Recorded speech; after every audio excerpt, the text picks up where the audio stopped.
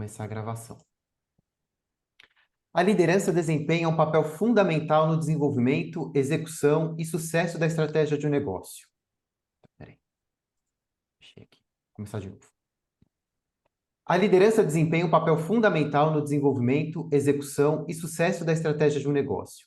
A relação entre liderança e estratégia é complexa e interdependente, uma vez que o líder influencia diretamente a forma como a estratégia é concebida, comunicada, implementada e adaptada ao longo do tempo. Neste episódio, conversaremos com Carlos Ferreirinha, referência em estratégia empresarial e mercado de luxo, sobre o impacto da liderança na estratégia do negócio. Bom, para nós é uma honra receber você aqui, Ferreirinha, um grande parceiro e que a gente admira muito. Então, só fazendo uma pequena introdução aqui do Carlos Ferreirinha, para quem não conhece, se é que tem alguém aqui em São Paulo que não conhece, ou alguém aqui no Brasil que não conhece, Carlos Ferreirinha é empresário, palestrante, escritor, ele é consultor com mais de 30 anos de experiência internacional, já foi presidente da Louis Vuitton, já cuidou de toda a parte da América Latina e Caribe da marca, e aí tem contato com várias marcas de luxo, não só no Brasil, mas aí em Portugal, Angola, em diversos outros lugares do mundo. Então é uma referência em luxo, é uma referência em liderança, é uma referência em gestão, e para a gente é uma honra aqui tê-lo, né, nesse podcast, porque a gente pode trocar muita informação e aprender muito com ele. É sempre um aprendizado. Bem-vindo, Carla Ferreirinha. Estava aqui com o microfone fechado. Obrigado, Grazi. Obrigado, Ricardo. Sempre um prazer. São muitos anos trocando com vocês e trocando com vocês sobre diversos temas e principalmente um tema que tem profundo alinhamento com tudo aquilo que eu acredito e tudo aquilo que eu, de alguma forma, sempre entendi que é o principal ponto de diferenciação quando se trata de gestão de pessoas. Liderar, inspirar, motivar, desenvolver pessoas como um todo. Costumo dizer, Grazi e Ricardo, que a posição de liderança ou a posição de gestão de pessoas é uma escolha. E quando nós escolhemos estar nessa posição, nós trazemos conosco uma responsabilidade indissociável de conduzir pessoas, de motivar. Então, é um prazer enorme estar aqui com vocês ao longo dessa jornada minha executiva, na minha jornada empresarial, uma jornada que sempre foi pautada, e falo isso de forma muito verdadeira, em pessoas. Então, é um prazer estar aqui.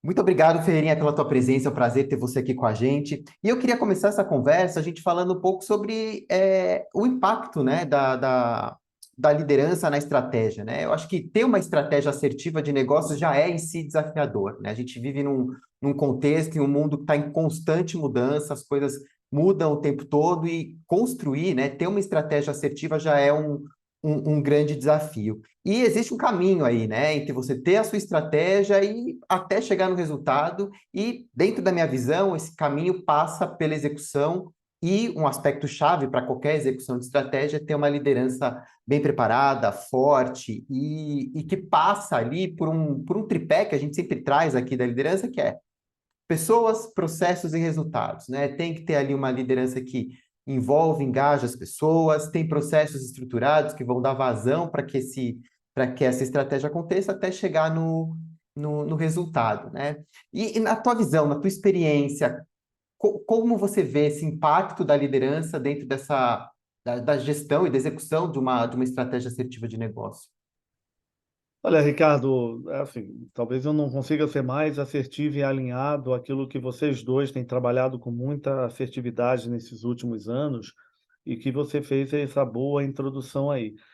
Eu gosto muito da forma que vocês constroem, que é esse tripé de considerando processos, considerando resultados, considerando dentro de uma dinâmica de condução de pessoas. E talvez, Ricardo, talvez, uma das reflexões necessárias a serem feitas é que existe quase que uma verdade que se propaga, que liderar pessoas passa por um talento individual de você gostar ou não gostar de pessoas, eu sou ou não sou disponível para pessoas. Não, eu costumo até, muitas das vezes, é tão interessante entrar e sair de empresas, e até mesmo dentro dos meus próprios times, muitas das vezes, ouvir coisas do tipo: é bom que a gente se complementa. Eu não sou tão bom com pessoas, eu sou tão bom disso. Eu não consigo entender muito isso. Na verdade, a questão ela tem que se passar não somente pelas suas vontades ou pelo seu chamado talento, mas passa pela sua disciplina, pelo seu exercício, pelo seu processo. É, costumo dizer, inclusive, quer dizer, na verdade, essa é uma prática minha com as estruturas de gestão de pessoas que trabalham comigo, né, tanto na minha época de executivos e há 22 anos na MCF. Eu costumo dizer para os meus profissionais da área de pessoas, de recursos humanos, dizendo: eu não espero aqui que vocês gostem de pessoas, eu espero que vocês me apresentem uma régua de relacionamento, de condução, de treinamento, de qualificação, de resultados, deixando claro para as pessoas aonde que se espera com que elas chegam, ajudá-las a ter ferramental para que elas alcancem, e talvez tirar essa percepção, e me digam se por alguma razão eu estou enviesando isso de forma equivocada, mas tirar essa percepção que liderar pessoas é uma questão de talentos ou uma questão de que eu gosto de pessoas. Na verdade, não. Na verdade, é uma condução de pessoas por sistemas, por processos, e todas as vezes que você consegue botar uma pitada a mais de personalização nisso, com prazer, com carinho, etc., vai tornar isso ainda mais interessante. Mas liderança de pessoas demanda disciplina, foco, condução, régua de relacionamento, resultados, acompanhamento, ferramentação. Vocês vejam, Ricardo e Grazi, que muitas das vezes eu chego para clientes nossos ou exercícios internos meus mesmo, de quantas vezes vocês pegaram a equipe de vocês para conversar sobre qualquer tema que não seja da sua empresa, para conversar sobre qualquer tema que não seja do seu resultado de vendas, do seu resultado de incremento de negócio. Estamos aqui verdadeiramente exercitando pessoas para que elas se tornem capazes de fazer expansão de consciência, de repertório, de conteúdo, de práticas, de habilidades e assim por diante.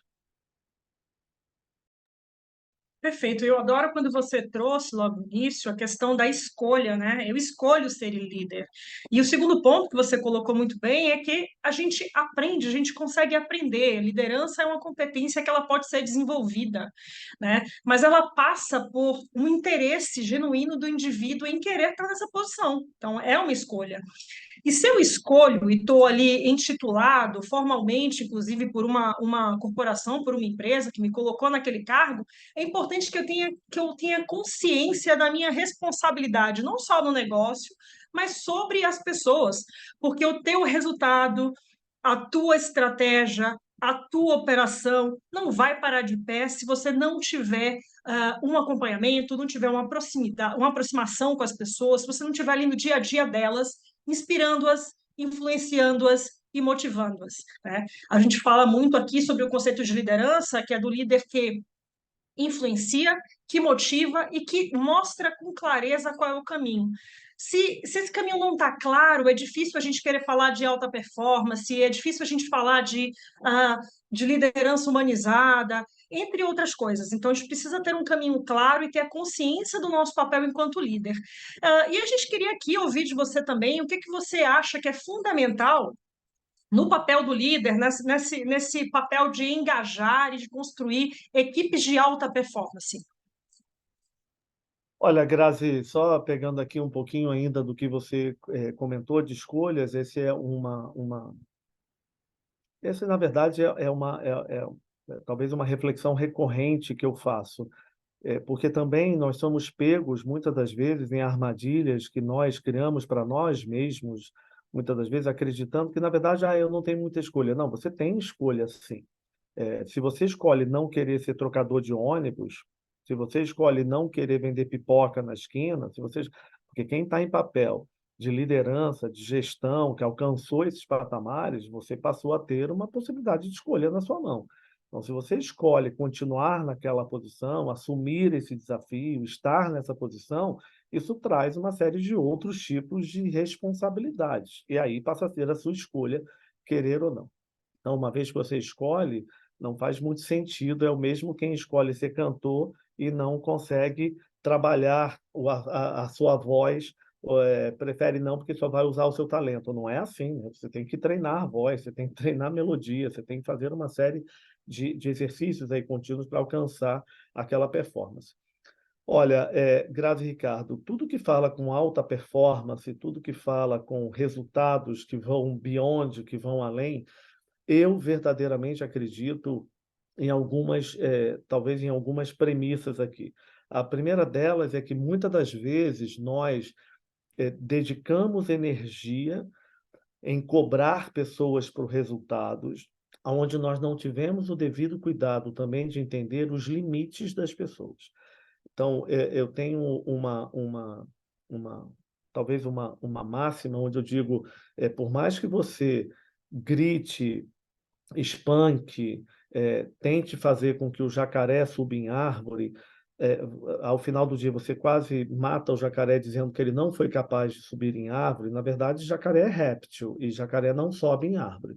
Você pode dedicar toda a sua energia, pode gritar, pode espancar, pode botar dinheirinho na frente dele, mas ele não vai subir em árvore. Ele é um réptil. E como réptil, ele tem que ser desenvolvido na sua possibilidade máxima como réptil e não um indivíduo que vai ficar subindo o tronco de árvore, porque ele não vai conseguir subir tronco de árvore. Então, o primeiro ponto é que muitas das vezes a gente confunde limites que são impostos naturais por ferramentas, por condições, por uma série de questões, a gente confunde isso por não capacitação, por não vontade, por não interesse. E eu ouço isso continuamente. Não, falta interesse, falta motivação. Não é apenas isso. A gente precisa enxergar até onde também as pessoas conseguem chegar no seu limite, né? Que nem quem está numas Olimpíadas, em algum momento você pode ser um profissional absolutamente brilhante, um corredor extraordinário, mas não quer dizer que o tempo inteiro você tem que ganhar uma maratona. Tem limite ali de oxigenação, tem limite de musculatura, tem limite de uma série de coisas. Você vai ter limite corporal, você vai ter limites de uma forma geral. Então, uma vez determinado quem são essas pessoas, se você está definindo bem o perfil dessas pessoas, as posições, aquilo que se ocupa, até onde mais elas podem dar, o que mais pode ser desenvolvido, aí eu acredito fortemente em alta performance, que é pautado em cima de expansão de conhecimento, de expansão de consciência e expansão de conhecimento. O que eu quero dizer com isso, Grazi e Ricardo? Eu tenho um pouco de cuidado em acreditar que as nossas competências elas só deveriam ser exploradas ao máximo nas nossas habilidades técnicas em cima dos assuntos que nós deveríamos, quase sine qua non, sermos capazes de manter, né? Se eu sou financeiro, eu preciso envolver cada vez mais ter noção financeira, de contabilidade, de planilhas de Excel, mas as outras competências, elas te tornam profissionais, nos tornam profissionais capazes de irmos além. E isso vem pela expansão de repertório, expansão de conhecimento, análises transversais de outras competências, de outros conteúdos. E aqui eu lembro brilhantemente de uma expressão que até recentemente, inclusive eu fiz um post sobre isso, do Washington Oliveto, Grazi e Ricardo. Há muitos anos atrás, eu, muito jovem, impactado pelas cabeças brilhantes da época, como era o caso de Washington Oliveto, alguns anos depois, em Zanguanais, mas principalmente nessa época, Washington Oliveto, e ele tem uma frase que me marcou muito, e é uma frase que eu voltei exatamente a trazê-la de volta nesses últimos meses, quando ele dizia que a criatividade dele e a expressão máxima da possibilidade dele de ir além não vinha apenas da publicidade, vinha dos filmes que ele consumia, vinha das músicas que ele ouvia, vinha daquilo que ele para os lugares que ele viajava, dos livros que ele lia, todas aquela imensidão de oceano de conteúdo e informação criava nele uma possibilidade muito maior de ser ainda mais alta performance naquilo que ele tinha que fazer, que era a publicidade.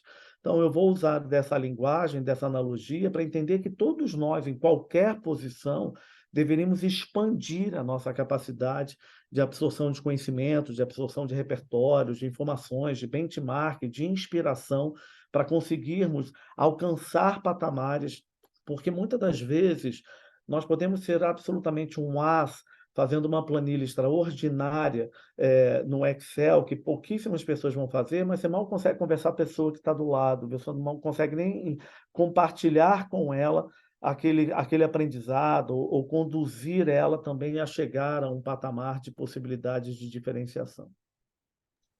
Você trouxe coisas interessantíssimas aqui. Uma que é a questão dos limites, né? E aí eu apimento um pouquinho mais de dizer que a gente tem que entender os limites das pessoas, mas também entender as necessidades delas e o que que essas pessoas são motivadas pelo quê? Porque assim a gente consegue tocá-las e consegue colocá-las dentro do plano que a gente tem, conectado, obviamente, com o propósito da organização, e levá-las para onde a gente quer que elas vão, né? Um outro ponto que eu acho importante a gente falar aqui, e que já toca nessa questão do diverso, do aprender, e a gente tem informação e tem acesso aqui de todo tipo, e você falou muito bem agora, quando você diz que não adianta a gente ficar só dentro da nossa caixa, olhando para competências que a gente já tem, ou só para a cultura organizacional, ou só para aquele ponto de conforto que eu tenho dentro da minha gestão. É importante que a gente faça conexões com o que está fora, que a gente aprenda com o diverso. E aí, essa coisa do aprender com o diverso está super sendo falada agora, e a gente já deveria, inclusive, ter aprendido com isso, que ter ambiente com diversidade e inclusão e que passam por gestores que praticam liderança humanizada é fundamental, porque essa diversidade dentro das organizações, isso já está comprovado em vários relatórios da McKinsey aqui, tem impacto direto na performance. Então, se a gente está falando de alta performance, é importante que o gestor, que o líder, entenda que ele tem um papel fundamental em fomentar a diversidade e inclusão dentro das organizações, garantir que as suas equipes tenham as ferramentas necessárias para conseguir fazer o que tem que ser feito, mas ele também tem que entender que ele tem que criar um clima de segurança psicológica dentro do ambiente de trabalho. Senão a gente não aprende, senão a gente não se sente seguro para testar, para errar, para corrigir o erro rapidamente.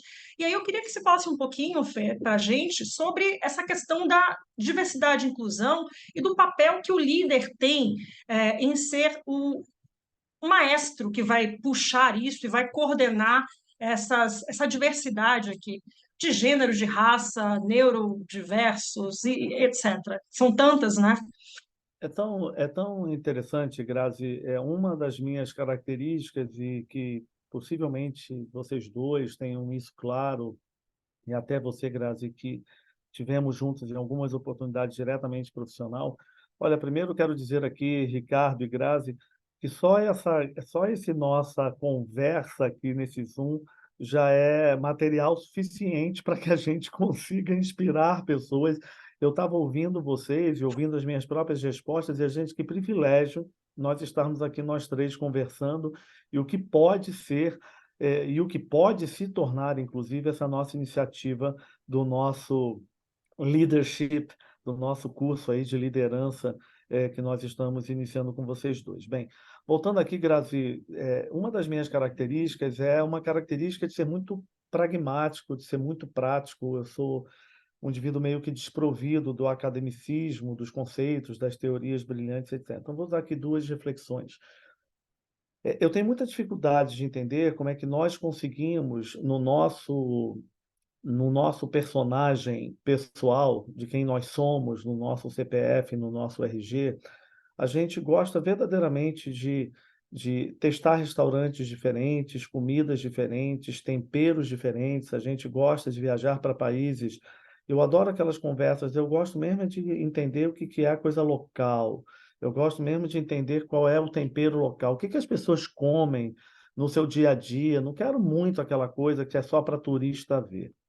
E eu também gosto muito daqueles temas quando a gente adora misturar os ritmos diferentes de música para dançar de forma diferente. A gente gosta de assistir seriados de forma diferente, a gente gosta de assistir temas em filmes diferentes. A gente vai da Barbie ao Oppenheimer, ao Missão Impossível. Então, qual é o seu estilo de filme? O filme que é bom. Então, quando eu olho para isso, qual é a nossa dificuldade de entender que quanto mais você misturar temperos em pessoas, mais rica vai ser a sua experiência, mais rica será a sua memória, mais rica será o seu repertório. Da mesma forma que nós arriscamos temperos diferentes, da mesma forma nós deveríamos arriscar pessoas com modelos mentais diferentes, com experiências diferentes, com possibilidades de visão diferentes. É muito interessante que quando nós, na maior parte das vezes, estamos no nosso personagem do CPF e do RG, nós agimos sempre com uma clareza de pluralidade, de diversidade, que eu gosto de viajar para destinos diferentes, conhecer outros tipos de culturas, gosto de ir no local onde que eles estão ouvindo a música local, mas aí quando chega no nosso papel de líder e gestor, a gente tende a ser conforme e ter a conformidade, mantendo, porque ela é mais difícil, né? Porque aí ela te confronta numa série de ferramentas que você precisa usar no dia a dia, realmente com pessoas a mais.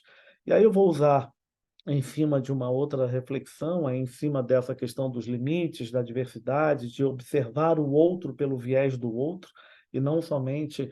Até, Ricardo, eu tenho dito muito nesses últimos 3 anos de pandemia, com a palavra empatia ganhando um empoderamento como nunca, eu tenho o hábito de dizer, a gente tem que tomar muito cuidado que a gente use empatia, se coloque no lugar do outro. Eu tenho um pouco de dificuldade em relação a isso. Na verdade, empatia é você se relacionar com o outro da forma que o outro é, não da forma que você gostaria que ele fosse.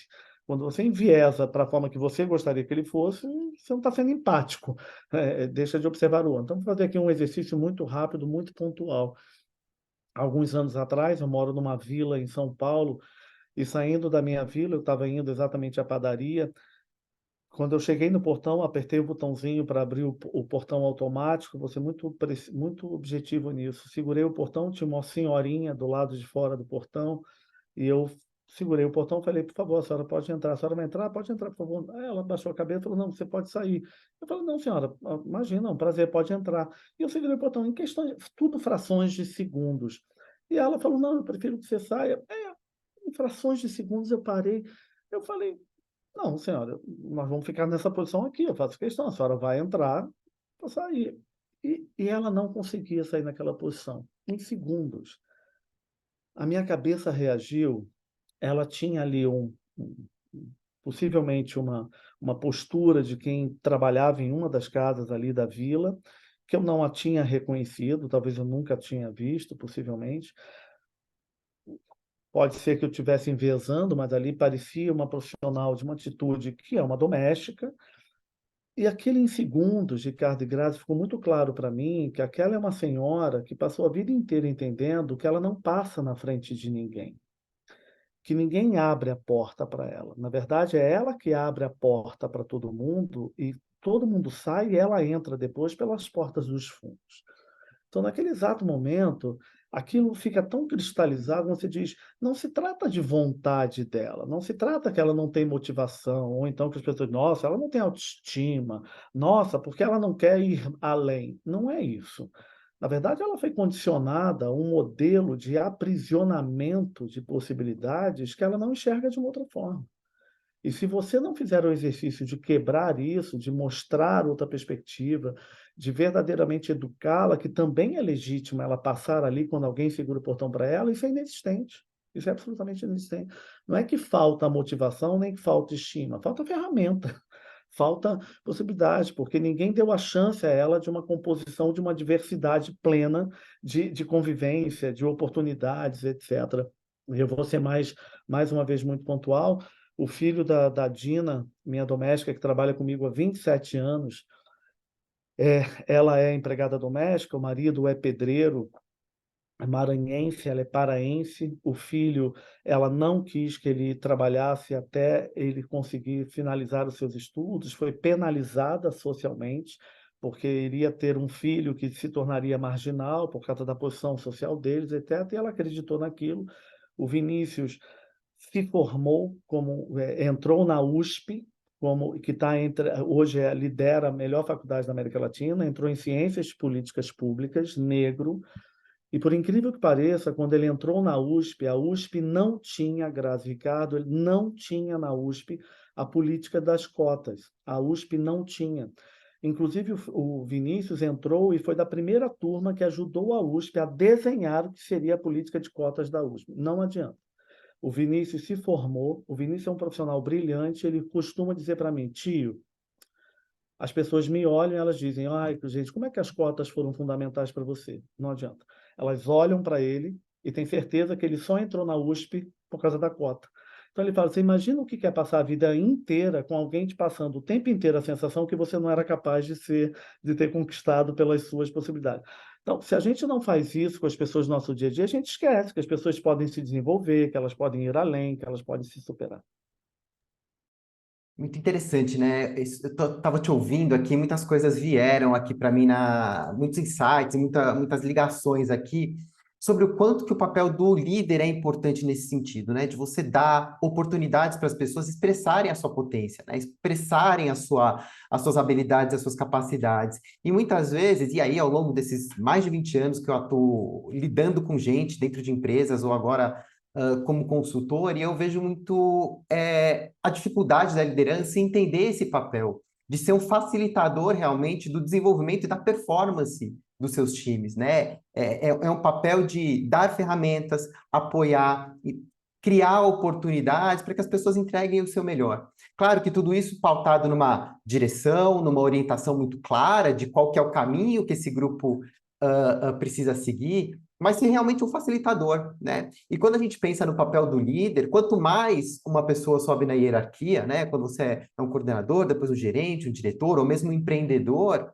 menos a tua função e o teu papel está conectado com a operação do teu negócio e está mais conectado a esse papel de facilitar realmente com que as coisas aconteçam, de lidar com gente, né? Porque afinal de contas, os processos são criados por pessoas, os resultados são feitos por pessoas e para pessoas, porque o seu cliente também é uma pessoa, né? E eu vejo muito, com muita frequência, infelizmente, os líderes negligenciarem esse papel, esse aspecto. E estarem tão conectados com uma crença e com um estigma de achar que estratégia é só número, é só processo, é só negócio, só que esquece que as pessoas estão ali para criar e para fazer tudo isso, né? E teve um outro ponto que você trouxe também para a nossa conversa, que é a importância dessa inspiração, né? Tu olhar além daquela planilha, daquele número, de só entender o seu negócio, né? A gente consegue ser um bom líder, ser mais estratégico nos negócios e ter sucesso quando a gente expande essa visão, né? E você cria repertório para você, para o teu negócio e para o teu time. Isso vai dando mais flexibilidade, mais competência para criar essas oportunidades e fazer com que as coisas aconteçam, né? Isso é fundamental e importante, né? E ter essa diversidade potencializa e cria muito isso. Mas é importante também ter processo que vai estruturar as coisas, né? Ter ali modelos que vai ajudar as pessoas a trazerem essa potência para elas de uma forma prática, clara e consistente, né? Gestão de recursos, enfim, tudo isso é feito de uma forma muito clara. E aí sai da visão estratégica, planejamento estratégico para execução e colocar as coisas em ordem. E me traz um outro pensamento, que aí eu queria deixar um pouco para você trazer um pouco para a gente, também a questão ética que existe. Você trouxe um pouco disso nessas relações, mas a questão não só nas relações, mas nos negócios, o quanto que isso também é importante e impactante, não só no sucesso da estratégia do negócio, mas também nessas relações com as pessoas. Ricardo, é assim, assim, mais uma vez, né, apenas aqui fazendo uma inferência de corroboração e reverberação do que foi dito por você.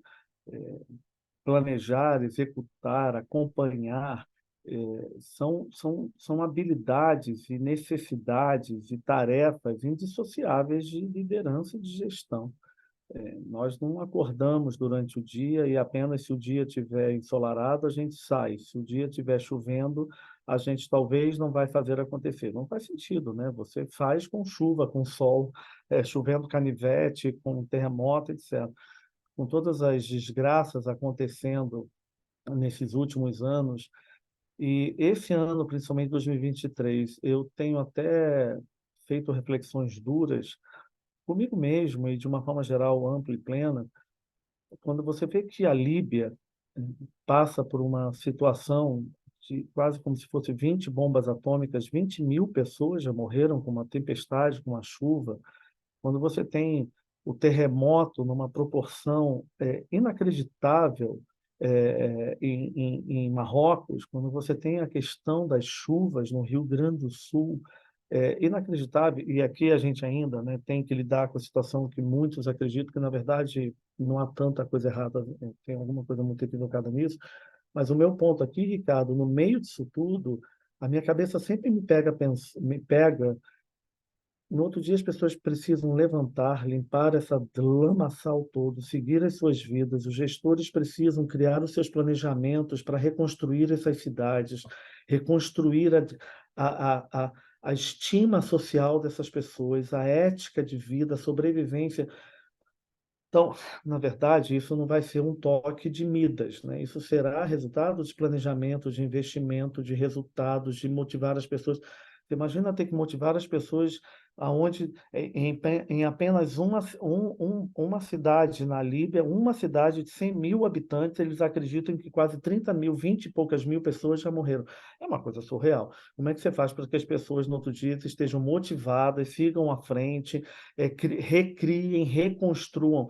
As empresas são exatamente dessa forma, as marcas são exatamente dessa forma. Todos os dias é uma oportunidade que nós temos de ir além, de renovar, de reconquistar, de reconstruir, independente do lamaçal, independente do sol brilhante. E aqui eu volto na questão do sol. Mesmo aquela praia, todos os dias, numa praia fantástica, tem aquela galerinha que chega com aqueles carrinhos, colocam as cadeiras, no final do dia tiram todas as cadeiras, colocam nos carrinhos, voltam no outro dia, voltam para lá com todas as cadeiras e colocam as cadeiras todo dia de manhã. Isso é processo, isso é dinâmica, é a vida que segue. Empresas e marcas são exatamente dessa forma, e não se trata apenas de talentos. Se trata de disciplina, de processos, de planejamento, de metas. Eu falo isso internamente, Grazi e Ricardo. Eu falo isso com o meu time. A gente experimenta sempre resultados diferentes quando a gente consegue planejar com mais antecipação, quando a gente consegue executar com um pouco mais de disciplina, quando a gente consegue ter a humildade, muitas das vezes, de reconhecer que não é apenas o nosso nome, a nossa marca, a nossa vontade que dá resultados. Isso é uma parte pequena. Parte vai vir do seu resultado, do seu esforço, da sua promoção, da sua voz, da sua organização, da sua disciplina, do seu esforço. Mas aquele ponto que também nós nós temos que nos policiarmos o tempo inteiro quando nós somos excelentes comunicólogos, a gente ama comunicar conceitos e teorias e observar sempre o outro, e quando chega nos nossos próprios exercícios, uma dificuldade muito grande de ter as reflexões devidas. Liderança é prática, né? É prática diária, cotidiana ali, a gente fazendo pouco a pouco, com as ferramentas que a gente tem, trazendo as pessoas juntas. Afinal, a gente não faz nada sozinho, nada sem estrutura. E tem esse aspecto também, né? O impacto que a gente gera nas pessoas e no mundo, né? Quando a gente está fazendo um trabalho nesse sentido, né?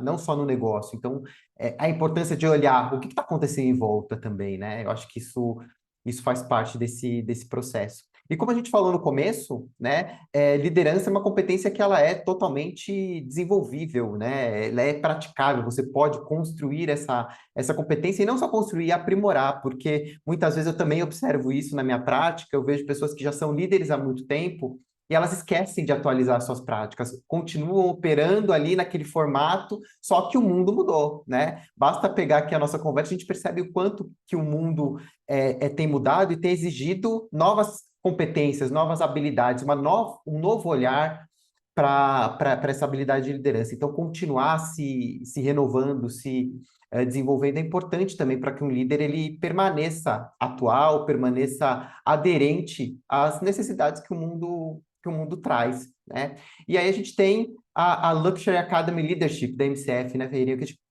convidar para falar um pouquinho mais sobre esse curso.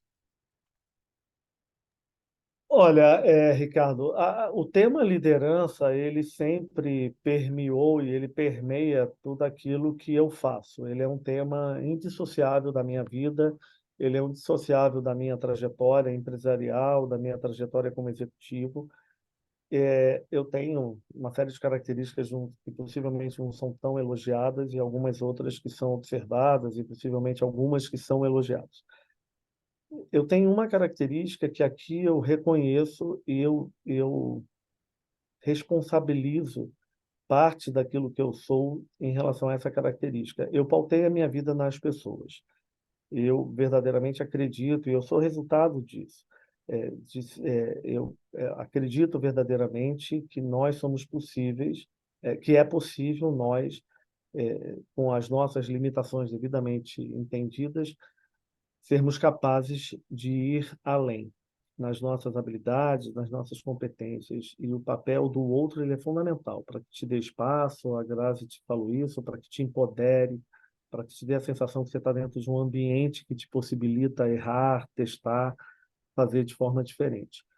Então, a liderança ela sempre teve fez parte da minha, faz parte da minha trajetória. Esses últimos anos, Ricardo, com essas profundas mudanças em ritmos acelerados de forma jamais imaginadas, estão demandando de nós um estado de alerta, um estado de atenção mais amplo. Então, ficou muito claro para mim nesses últimos anos que, até muito bem da forma que você colocou, nós precisamos estar mais alertas às nossas habilidades, às nossas práticas, às nossas vivências. Nós precisamos estar mais disponíveis para atualizar, para renovar, para ganhar outros tipos de habilidades que possivelmente não eram tão claras ou tão esperadas ou tão necessárias nesses últimos anos.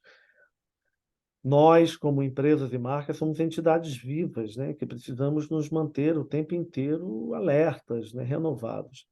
Então, nesses últimos anos, e aqui principalmente aí nesses impactos acelerados de guerra na Ucrânia, de Covid, de inflação, de mudanças de políticas, de cenários econômicos no mundo como um todo, no Brasil, eu percebi que tudo que fala com liderança, o tema está mais quente, o tema está mais necessário. E quando se fala de luxo, que é onde está o meu foco nesses últimos 30 anos, também há uma crença que trabalhar no luxo é quase uma questão mágica, né? Que quem trabalha no luxo bebe champanhe de manhã, senta na cadeira do Philip Stark, e vocês dois que têm uma experiência brilhante também na segmentação, tem-se a sensação de que quem trabalha no luxo teve que estudar em Sorbonne, teve que nascer numa família com muitas possibilidades. Na verdade, nós três aqui somos resultados exatamente contrários de todas essas verdades que se propagam no luxo. Precisa de resultado, de capacitação, de treinamento, de foco, disciplina, tudo isso. Então, era chegado o momento de nós fazermos um recorte naquilo que a gente promove de conhecimento e um recorte necessário, que é o recorte da liderança. E aqui é entender que nós não temos todas essas habilidades e competências. E essa é a razão de trazê-los para que vocês conosco criem isso. Na verdade, vocês estão criando isso conosco. Luxury Academy já é a nossa divisão já há muitos anos de conteúdo, de conhecimento, de seminários, de livros, etc., mas que nós queremos agora, com o leadership, dar um foco, e aqui é importante para que todos que acessem essa gravação, é a nossa primeira turma que se inicia, ela é literalmente uma primeira turma, e isso se tornará uma atividade recorrente nossa com vocês, e que assim seja aí para os próximos anos. E acreditando fortemente nisso, não basta apenas admirar o luxo, a gente precisa trabalhar isso pelas competências necessárias do viés profissional. Exato. E a liderança é uma competência-chave para qualquer profissional de qualquer setor, seja empreendedor, seja executivo de uma empresa, porque é sobre isso, é sobre entender pessoas, entender como fazer estratégias acontecerem na prática. Então, eu vou deixar o link aqui na descrição do episódio, vocês podem encontrar também nas redes sociais, no site da MCF Consultoria, que eu vou deixar o link aqui também. As aulas começam no dia 18 de outubro, são 8 encontros de 2 horas e meia ao vivo e online, através do Zoom, onde eu e a Grazi, a gente vai estar juntos aqui na direção do conteúdo e do curso. Ferreirinha entra com essa visão de luxo, de estratégia e de negócio, com uma aula inaugural super especial, e a ideia é a gente trazer, com esse viés do luxo, com a excelência e com a prática que a gente tem aqui, o desenvolvimento dessas competências e de uma competência que é chave e tão importante nesse momento que a gente vive, nesse contexto de mundo que a gente tem atualmente. Queria agradecer mais uma vez a audiência de todos vocês. Obrigado, Ferreirinha, pela tua participação, Grazi, pela conversa ótima que a gente teve aqui. Vou deixar na descrição do episódio todos os links, as redes sociais, e a gente se encontra no próximo episódio. Obrigado e até a próxima. Obrigado, Ricardo. Obrigado, Grazi. Muito feliz com essa oportunidade. Até mais. Tchau, tchau. Obrigada, até mais.